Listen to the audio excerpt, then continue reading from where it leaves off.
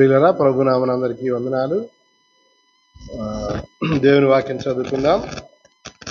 యెహోషువ గ్రంథము 7వ అధ్యాయం. యెహోషువ గ్రంథము 7వ అధ్యాయం 4వ వచనము 5వ వచనం చదువుకుందాం. కాబట్టి జనులలో ఇంచుమించు 3000 మంది అక్కడికి వెళ్ళిరు గాని వారు హాయి వారి ఎదుట నిలవలేక పారిపోయిరి. అప్పుడు హాయి వారు వారిలో 36 మనుష్యులను హతము చేసిరి. మరియు తమ గవిని యొద్ద నుండి షబారీము వరకు వారిని తరిమి మోరాదులో వారిని హతము చేసిరి. కాబట్టి జనుల గుండెలు కరిగి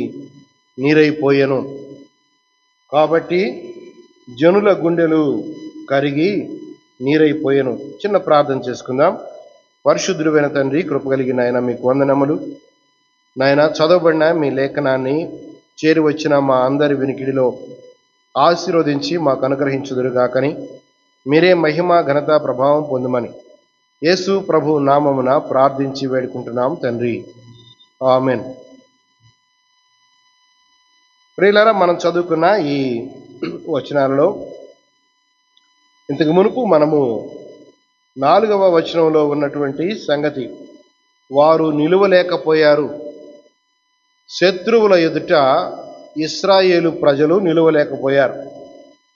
ఏ శత్రువులనైతే గడగడలాడించి యెహోవా తన బాహుబలము చేత తీసుకొని వచ్చాడో, వారి కన్నుల ఎదుట అనేక ఆశ్చర్య కార్యాలు చేసి ఎవరినైతే ఆయన నడిపించుకొని వచ్చాడో, ఎర్ర సముద్రమును పాయలు చేసి ఇశ్రాయేలు ప్రజలను ఏ విధంగా నడిపించుకొని వచ్చాడో, ఆ సంగతులు అన్నీ చూచిన వారికి వీరంటే ఎంత భయమైపోయిందో ఆ సంగతులు మనం గమనిస్తూ ఉండగా, ఇశ్రాయేలీలు దేవుని ఆజ్ఞను అతిక్రమించిన కారణంగా, అంటే ఒక్క వ్యక్తి, సమాజంలో ఉన్నటువంటి ఒక్క వ్యక్తి దేవుని యొక్క కట్టడ, నియమం, ఆజ్ఞ పాటించని కారణంగా వారందరూ పాపము చేశారని దేవుడు వారి మీద కోపగించి శత్రువుకు అప్పగించాడనేది మనం చూస్తున్నప్పుడు, శత్రువు ఎదుట వారు నిలువలేక పోయారు అనేటువంటి సంగతి మనం చూస్తున్నాం. పాపము మనలను నిలవకుండా చేస్తుంది. శత్రువు ఎదుట మనము తల వంచుకునేలాగా చేస్తుంది. శత్రువు మన మీద జయము సాధించేలాగా చేస్తుంది. శత్రువు ఎదుట మనము నష్టపోయే విధంగా పాపము మనలను చేస్తుంది అనేది దాని ద్వారా తెలుసుకున్నాం. ఆ కారణంగా వారు నిలువలేకపోయారు అనే మాట ప్రియులారా మనం ధ్యానం చేశాం. 5వ వచనంలో మరొక మాట కనబడుతూ ఉంది. ఇశ్రాయేలు ప్రజలు వారు పొందినటువంటి నష్టాన్ని బట్టి వారిలో 36 మనుష్యులను వారు హతము చేసిన కారణాన్ని బట్టి, హాయి వారి బలం చాలా తక్కువ, వారి జనము తక్కువ మంది, వారు ఎదిరించే శక్తి లేనట్టుగా కనబడ్డారు. కానీ ప్రియులారా, ఎప్పుడైతే దేవుని మాట ప్రకారము కాకుండా, దేవుని ఆజ్ఞను పాటించకుండా ఎప్పుడైతే వెళుతున్నారో, అప్పుడు దేవుడు వారికి కలుగు చేసినటువంటి ఆ నష్టాన్ని బట్టి వారు ఏమయ్యారు అనేటువంటిది 5వ వచనం ఆఖరి లైన్లో మనం చదువుకుంటాం. వారు హతమైతే కాబట్టి జనుల గుండెలు కరిగి నీరైపోయెను అన్నాడు. గుండెలు కరిగి నీరైపోయింది అని అంటే ఇది అక్షరార్థంగా అందరి గుండెలు కరిగిపోయినాయి అని కాదు. దీని భావం ఏంటంటే, ఏ వ్యక్తికి కూడా ధైర్యం లేదు. ఏ వ్యక్తిని కదిలించినా మెత్తగా అయిపోయారు. దాని అర్థం అది. వారిలో ఒక్కడు కూడా సరిగా నిలబడేవాడు లేరు. ఒక్కడు కూడా దృఢంగా నిలిచేవాడు లేడు. కలిగినటువంటి ఆ గొప్ప అవమానాన్ని, యెరికో కోటను ఏ విధంగా జయించాం అనుకున్నారు. కానీ యెరికో కోటను జయించింది ఎవరు? వాస్తవానికి ఇప్పుడే కానీ, అప్పుడే కానీ, ఎప్పుడైనా కానీ మన పక్షంగా యుద్ధం చేసేది ఎవరు? ఆ సంగతి మనం మర్చిపోతే మొన్న గెలిచాం, ఇప్పుడు ఎందుకు గెలవలేకపోయాం, ఇట్లాంటి ఆలోచనలు చేస్తాం. అప్పుడు దేవుడు మన పక్షముగా యుద్ధం చేసి మనం గెలిచేటట్టు చేశాడు. ఇప్పుడు మనము గెలవలేకపోవటానికి కారణం అంటే దేవుడు మన పక్షం యుద్ధము చేయలేదనే ఒక నిర్ణయానికి రావాలి తప్ప దాని గురించి తీవ్రంగా ఆలోచన చేయాల్సిందేమీ లేదు. మన పక్షంగా దేవుడు ఎందుకు లేడో ఆ సంగతి ఆలోచన చేస్తే, దేవుడు ఎందుకు లేడో, ఎందుకు ఆయన వారితో ఉండనన్నాడో, ఎందుకు ఆ అపజయం వచ్చిందో, ఎందుకు బలహీనులైనటువంటి శత్రువుల ఎదుట కూడా వారు నిలవలేక పోవడానికి కారణమేమైందో ఆ సంగతి అర్థమవుతుంది. కానీ దాన్ని ఆలోచన చేసుకున్నారు. దాన్ని ఆలోచన చేస్తే జనుల గుండెలు కరిగి నీరైపోయెను. దేవుని వాగ్దానం ఎంత గొప్ప వాగ్దానం వారికి.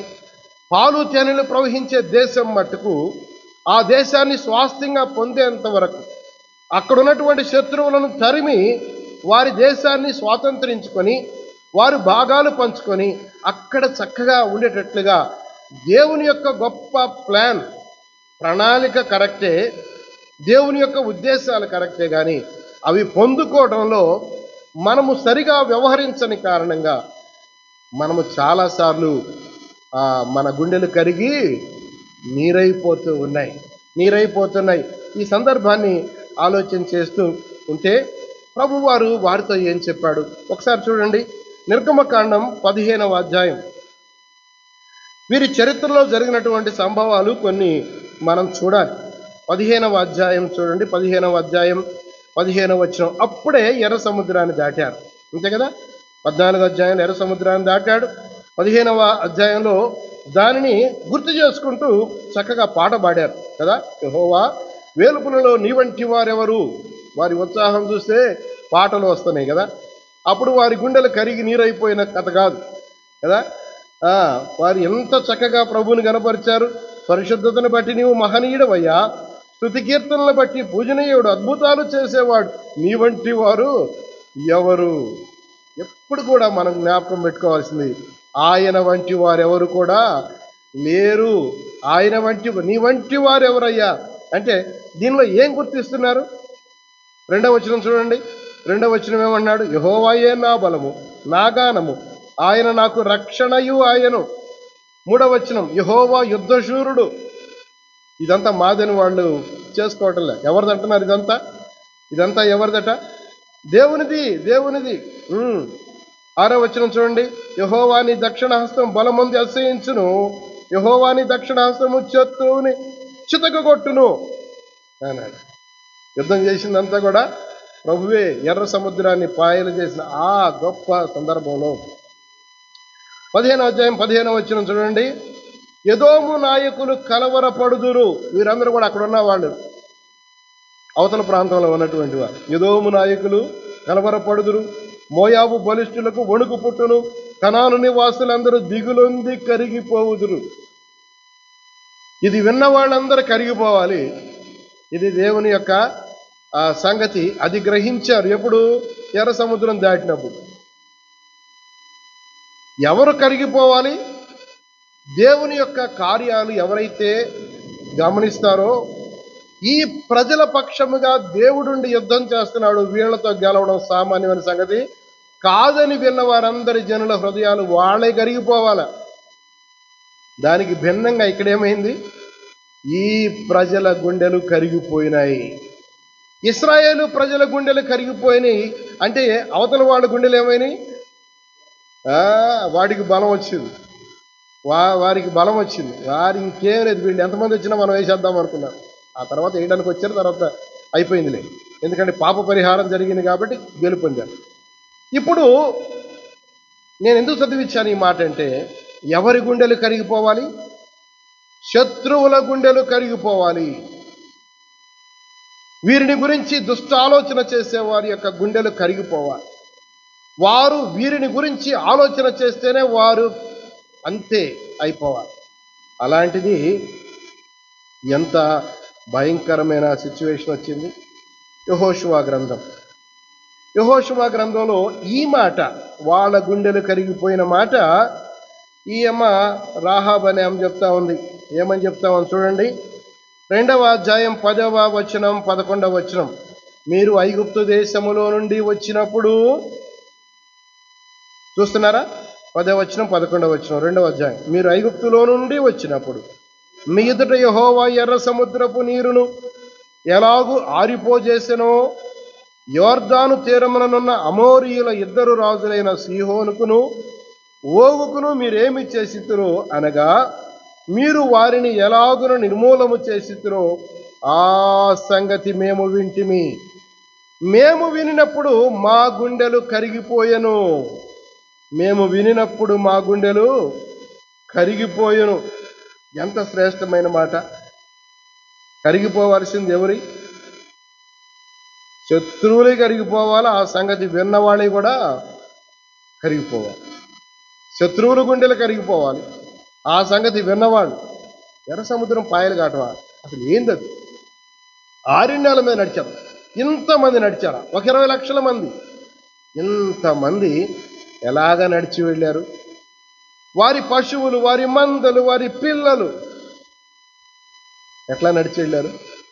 అస్సలు అది వింటే ఆ రాజులకి ఎంత కరిగిపోయిందో, గుండెలు కరిగిపోయినాయో.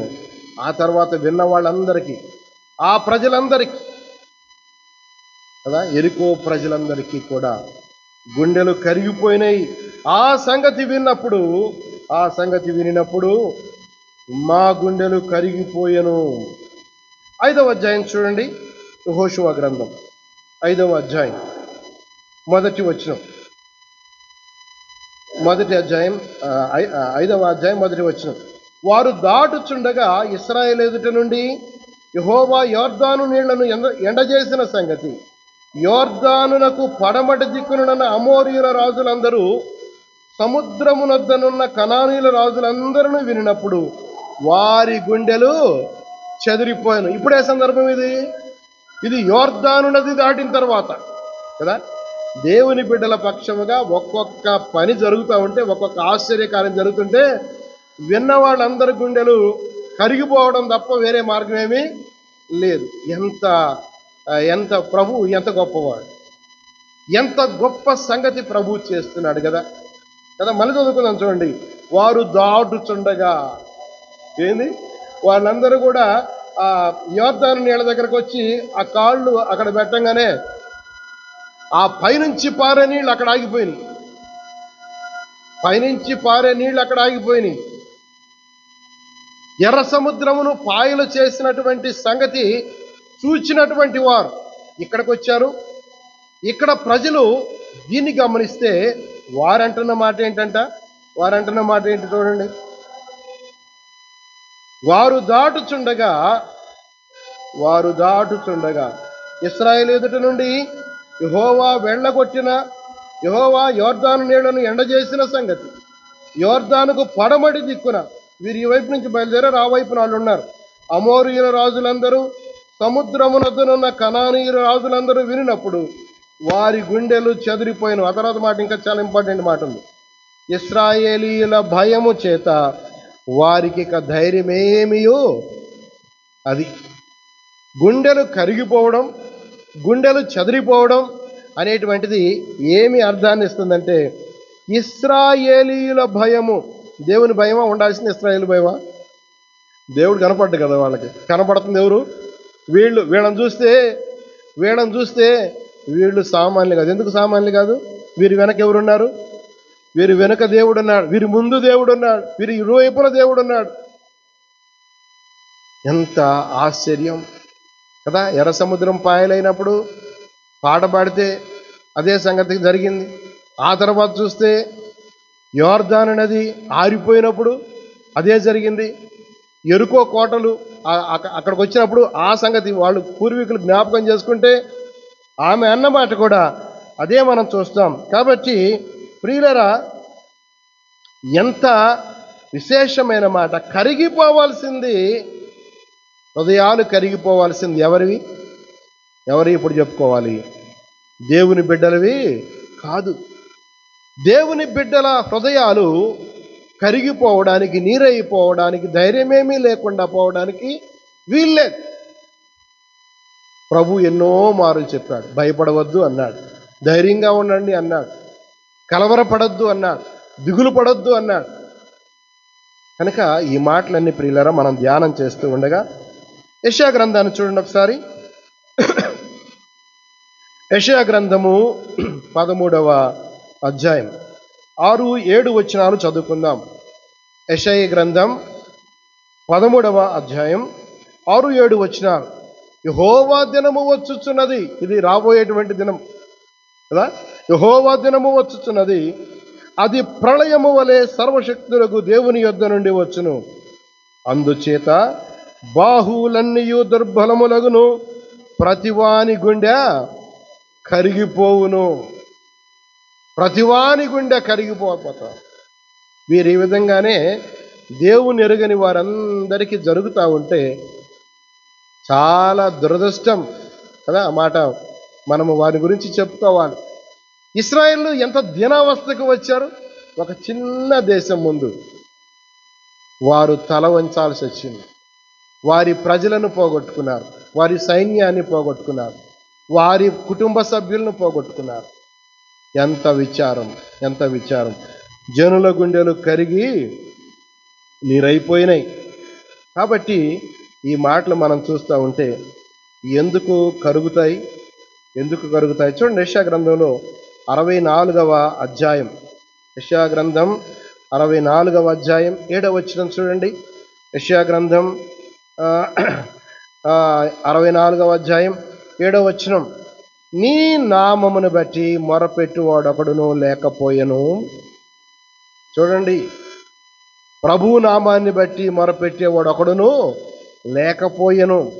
నీవు మాకు ముఖము మరుగు చేసుకొంటివి, మా దోషముల చేత నీవు మమ్మను కరిగించి ఉన్నావు అన్నాడు. ఇక్కడ ఎందుకు కరుగుతాయో ఇక్కడ యెషయా గ్రంథంలో మనం చూస్తాం. దోషములు చేసినప్పుడు మనుష్యుని గుండె ఏమవుతుంది? కరిగిపోద్ది. మనుషుని గుండె ధైర్యము కోల్పోతుంది. అంతకుముందున్నటువంటి శౌర్యము చూపించలేకపోతారు. అంతకుముందు దేవునికి పక్షముగా ఉండేటువంటి ప్రభావం లేకుండా పోతుంది. ఇశ్రాయేల్లో నుంచి ప్రభావము పోయిన సంగతి దేని బట్టి వస్తుంది? ఇశ్రాయేల్లో ప్రభావం ఎందుకు పోయింది అనంటే, పాపము చేసిన కారణంగా నీవు మా దోషముల చేత నీవు మమ్మును కరిగించేశావు. కనుక ప్రియమైన సహోదరుడలా, సహోదరులరా, ఇది మనము నేర్చుకోవలసిన సంగతి ఏంటంటే, దోషములు ఉన్నట్లయితే మనము శత్రువు ఎదుట నిలవలేము. ప్రార్థన చేయడానికి పూనుకుంటే ఆ దోషము జ్ఞాపకానికి వస్తుంది, ప్రార్థన చేయలేము. దేవుని సన్నిధికి వద్దామంటే దోషాలు జ్ఞాపకం వస్తాయి. కానీ చేయాల్సిన పని ఏంటంటే, ప్రభువు మనకు ఆ దోషము జ్ఞాపకం చేసినప్పుడు దానిని బట్టి మనము నీరైపోవడం కాకుండా, ప్రభువు దయాళుడు, ఆయన గొప్పవాడు, ఆయన కృపా సమృద్ధి కలిగిన వాడు, ఆయన దగ్గరికి వెళితే ఆయన ఏం చేస్తాడు? మనలను ఆ దోషాన్ని పరిహారము చేసి, ఆ దోష పరిహారం చేసిన తర్వాత మనం మన తిరిగి ధైర్యంగా ఉండగలుగుతాం ప్రియులారా కదా. టికెట్ తీసుకోలేదనుకో, ఏ వ్యక్తి అయినా టికెట్ తీసుకోకుండా బస్సో ట్రైనో ఎక్కాం, స్క్వాడ్ వస్తారు, టికెట్ చెక్ చేసేవాళ్ళు వస్తారు. చెక్ చేసేటప్పుడు వస్తే అందరూ బాగానే ఉంటారు. ఎవరికి భయం వస్తుంది? ఎవరు వణికిపోతూ ఉంటారు? బాగానే ఉంటాడు, బాగా దిట్టంగానే ఉన్నాడు, బాగా దిట్టంగా ఉన్న మనిషే. కానీ ఆ వచ్చినోడు టికెట్ చెకింగ్ చేయడానికి వచ్చినోడు చాలా బలహీనంగా ఉన్నా ఆయన చూస్తే వీడికి ఏమవుతుంది? ఇదే ఎంత బలవంతుడైనా ఎండిపోయిన ఆకులాగా. అది కారణం ప్రియులారా, మనం గమనించాలి. మనలో దోషం ఉన్నంతసేపు, మనలో పాపం ఉన్నంతసేపు మనము శత్రువు ఎదుట నిలవలేక కరిగిపోయే పరిస్థితికి మనము వస్తాం. కాబట్టి మనల్ని మనము ఆత్మీయంగా పరిశీలన చేసుకుందాం, శక్తివంతులుగా ఉండాలంటే పాపము ఉండకూడదు. మనం ఒకటి జ్ఞాపకం చేసుకోవాలి, నా దేవుడు శక్తివంతుడు, నేను ఇట్టుంటానికి వీలు లేదు. నేను నా ప్రభువును వేడుకుంటాను, ప్రభువుపై ఆధారపడతాను, ప్రభువును ఆనుకుంటాను, ప్రభు సహాయం కోరుకుంటాను, అప్పుడు నేను బలవంతునిగా అవుతాను అని మనము గుర్తించాలి. ఇక్కడ మనము ధైర్యంగా ఉండాలి అనే ఒక విషయాన్ని నేర్చుకుంటున్నాం. కరిగిపోవడం కాదు, మనము ధైర్యంగా ఉండాలి. ధైర్యంగా మనం ఉండాలి. ఒకసారి చూడండి, సామెతల గ్రంథం 28వ అధ్యాయం 1వ వచనం, మనందరికీ తెలిసిన మాట. సామెతల గ్రంథం 28వ అధ్యాయము 1వ వచనం. ఎవరెవరు ధైర్యంగా ఉంటారు? ధైర్యంగా ఉండటానికి కావలసినటువంటి ఎసెన్స్ ఏంటో మనం చూస్తాం. చూడండి, ఎవడును తరుమకుండానే దుష్టుడు పారిపోవును, నీతిమంతులు సింహము వలె ధైర్యముగా ఉంటారు. ఇది బలాన్ని బట్టి వారు ధైర్యం కాదు కదా. దేన్ని బట్టి ధైర్యం? నీతిమంతులుగా అయిన కారణంగా. నీతిమంతులైన కారణంగా. నెంబర్ 1 చదువుకుంటున్నాం. మనము నీతిమంతులమయ్యే పని అయితే, నీతిమంతుడు లేడు, ఒక్కడు కూడా లేడు. ఎవరు లేరు? నీతిమంతులు లేరు, అందరూ పాపం చేశారు. కానీ మన నీతి మన ప్రభు అయిన యేసుక్రీస్తు వారి యొక్క శిలువలో ఆయన చేసిన పుణ్యకార్యములో నుంచి మనకు నీతి వచ్చింది. ఆయన యందు విశ్వాసం ఉంచంగానే మనము నీతిమంతులమయ్యాం. మనము నీతిమంతులమయ్యే పని అయితే సింహము వలె ధైర్యముగా మనం ఉంటాము. దుష్టులు ఎట్లా ఉంటారంట? ఎవడు ధరంకుండానే దుష్టులు పారిపోతారు. రెండవది సామెతల గ్రంథం. సామెతల గ్రంథం 14వ అధ్యాయం 26వ వచనం చూడండి. సామెతల గ్రంథము 14వ అధ్యాయం 26వ వచనం. 1, నీతిమంతులైతే ధైర్యంగా వారు ఉంటారు అని మనం చదువుకుంటున్నాం. రెండవదిగా, యెహోవా యందు భయభక్తులు కలిగి ఉండుట బహుధైర్యము పుట్టించును అన్నాడు. యెహోవా యందు భయభక్తులు అన్నాడు. నీతిమంతులుగా అయిన వారు ఏం చేయాలి? నెక్స్ట్ వారు ఏం చేయాలి? వారు భయభక్తులు కలిగి ఉండాలి. నా కొరకు వినియోగించబడిన రక్తము, ఒక వ్యక్తి యొక్క ప్రాణం, ఆయన ప్రాణముతో సమానమైన రక్తము నా కొరకు కార్చి నన్ను నీతిమంతుడిగా చేసాడనే భయం. అంతేగాని ఆయన చంపుతాడని కాదు. దేవుడు చంపుతాడనే భయంతో అయితే దాక్కుని పాపం చేస్తూనే ఉంటారు. ఆ భయం కాదు. మనకి ఏ భయం ఉండాలంటే, ఆయన నన్ను ఎంత ప్రేమించాడో అనే సంగతి తెలుసుకుంటే మనం ఆయనకు భయపడాలి. ఆయన నా కొరకు తన ప్రాణాన్ని తృణప్రాయంగా ఎంచుకున్నాడంటే మనము దానికి భయపడాలి. దేవునితో సమానముగా ఉండుట విడిచిపెట్టకూడని భాగ్యమని ఎంచుకొనలేదు అంటే నేను ఆయనకు భయపడాల్సిందే. నేను ఆయనకు భయపడాలి. అయితే భయభక్తులు ఉంటే ఏమొస్తుందంట?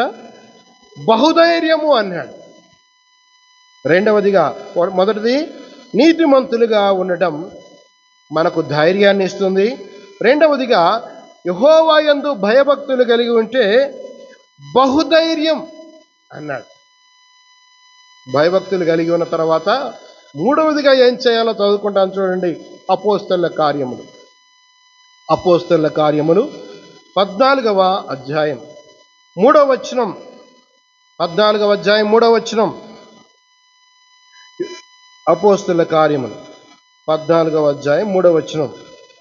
కాబట్టి వారు ప్రభువును ఆనుకొని ధైర్యముగా మాట్లాడిరి, బోధించిరి. లేకపోతే ఏం చేయాలి? నీతిమంతులుగా చేయబడిన వారు భయభక్తులు కలిగి ఉండాలి. మూడవదిగా ఏం చేయాలి? మూడవ స్టెప్ ఏం చేయాలి? వారు ప్రభువుని ఆనుకోవాలి. ప్రభువుని ఆనుకుంటే ఏమొస్తుంది?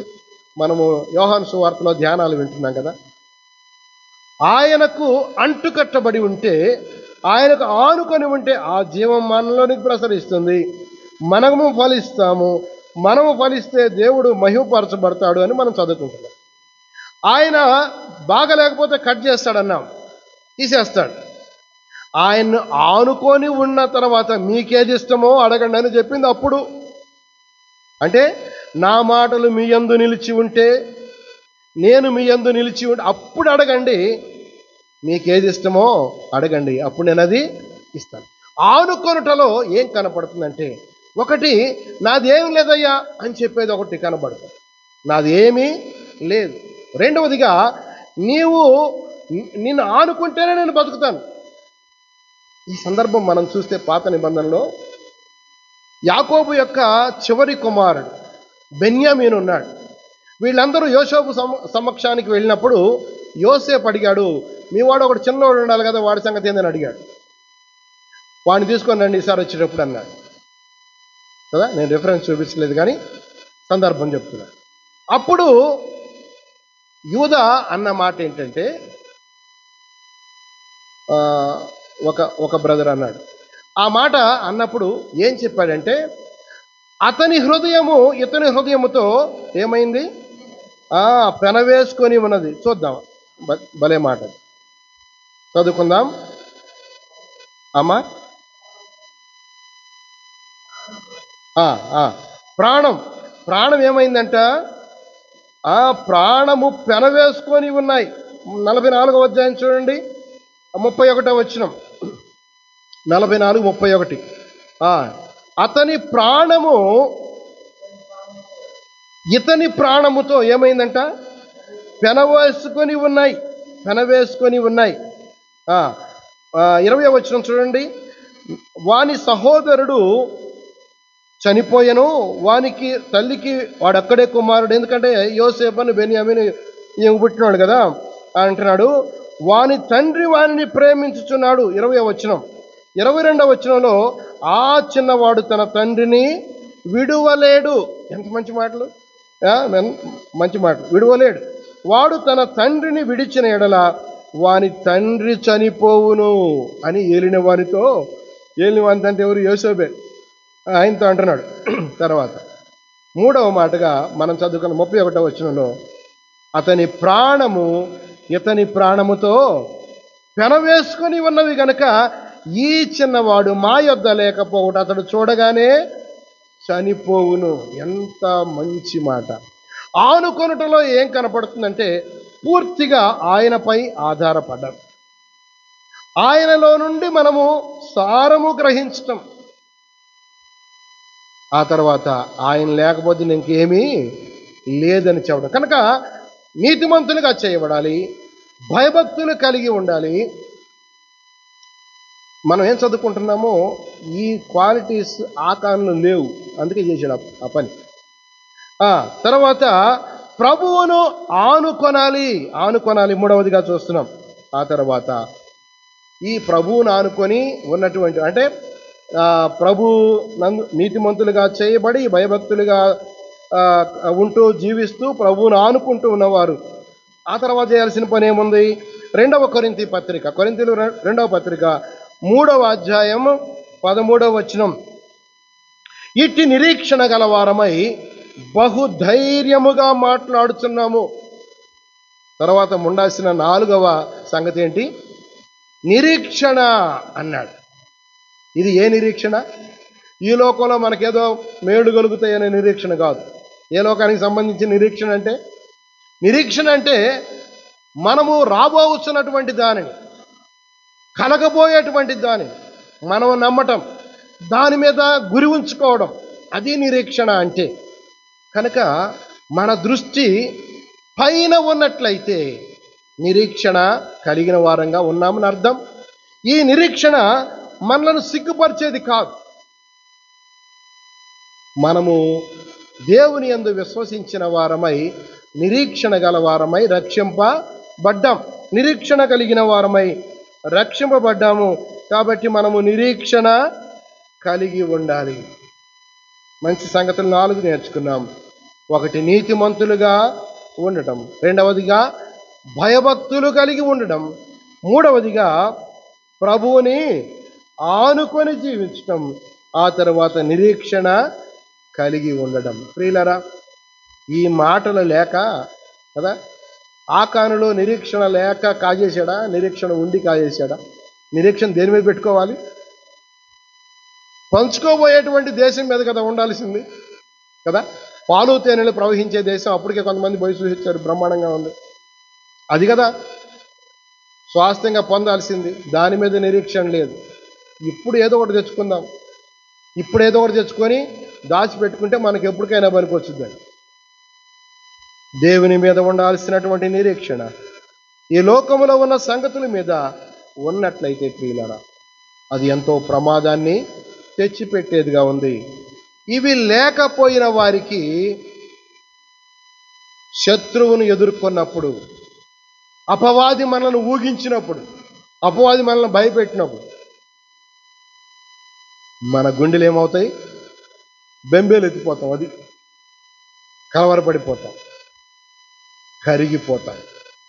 ఒకటి మనం జ్ఞాపకం పెట్టుకోవాలి, ప్రభువైన యేసుక్రీస్తు వారి ద్వారా మనకు కలిగిన జయం ఏంటంటే, యేసు ప్రభు అపవాదిని సంపూర్ణంగా జయించాడు, బతిమలాడుకొని కాదు. అపవాదిని సమూల ధ్వంసం చేశాడు. ఇప్పుడు ఎంత ఊగినా తోకోగాల్సిందే, కానీ తల లేదు, తల లేదు. కానీ తోకను చూసి మనం ఏమనుకుంటామంటే, ఇంత తోక ఉందంటే ఏముండి ఉండొచ్చు అనుకుంటున్నాము? అంత తలుండి ఉండొచ్చు. ఆ తల ప్రకారం మనల్ని వాడు మింగటానికి అవకాశమే లేదు. ఎవరిని మింగుదామా అనుకుంటున్నాడు, కానీ వాడు మింగలేడు. ప్రభువు నమ్మిన వారిని వాడు ఏమీ చేయలేడు.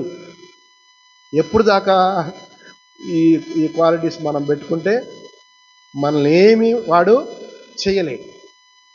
ప్రభు ఎప్పుడో జయం అనుగ్రహించాడు, అపవాది మీద మనకు జయము అనుగ్రహించాడు. కనుక జయం అనుగ్రహించినటువంటి దేవుని మనం నమ్ముకోవాలి. కనుక 4వ వచనంలో ఏం చూస్తామంటే, వారు నిలవలేకపోయారు. 5వ వచనంలో వారి గుండెలు కరిగి నీరైపోయినవి. మనము ధైర్యంగా ఉండటానికి పరిశుద్ధాత్మదేవుడు మనకు సహాయము చేయనుగాక. ఎదురయ్యేటువంటి ప్రతి విధమైన పరిస్థితుల్లో చాలిన దేవుడు మనకున్నాడని మనం నిరీక్షణ పెట్టుకున్నట్లయితే, భయభక్తులు పూనుకున్నట్లయితే, ఆయనపై ఆనుకుంటే మనకు సంపూర్ణమైనటువంటి విజయం. ఇప్పుడు ఇశ్రాయేలు అక్కడ ఓడిపోతే అవమానం ఎవరికి? అవమానం దేవునికి. మనము చిన్న పొరపాటు చేస్తే దేవునికి అవమానం వస్తుంది. మనము విజయం సాధిస్తే ఆయన సంతోషిస్తాడు. దేవుడి మాటలు మన కొరకై దీవించునుగాక. ఆమేన్.